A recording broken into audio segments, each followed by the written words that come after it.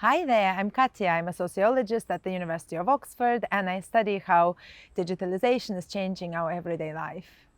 And I'm Milo. I'm a philosopher at Oxford, and I study the ethics of relationships between humans and robots. Great, now that we are here together, let's talk a bit about how bringing technologies into our homes could change the way we lead our lives. And perhaps these new robots or digital assistants could help with some of the domestic tasks. There's a lot of domestic work, there's housework, there's care work, and this kind of work is very time consuming. Many of the domestic tasks can also feel very boring.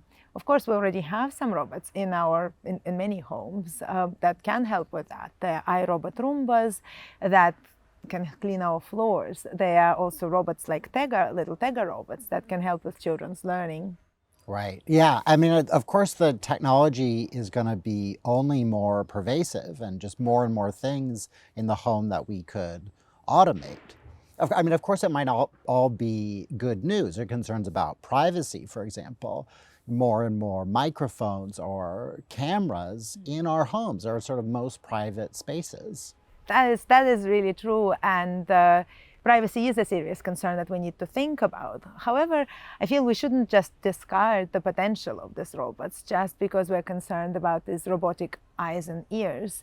While they raise some privacy and other concerns, they can also help us solve perhaps some existing social problems. To give one example, everywhere in the world, women spend much more time than men doing housework and care work. And that means that they have less time for other things, for work, for leisure, and so on. If robots take over some of the domestic tasks, that could bring about greater gender equality in our homes. At the same time, if those new robots or technologies are expensive and only rich people can afford them, then that's going to give rise to all kinds of new inequalities and concerns. Right. I think one of the most interesting things that I find about this topic is not even necessarily like pros and cons, but just how automation in the home might change our lives. So we talked to A-level students about how their learning changed during the pandemic, and they said that by using so many digital technologies, they were kind of in charge of their learning, navigating things on their own as opposed to being directed or guided more by teachers. Or if we think, for example, what if a kid grows up with a robot? That robot might be their best friend. And what does that mean for how they interact with other people when they grow up?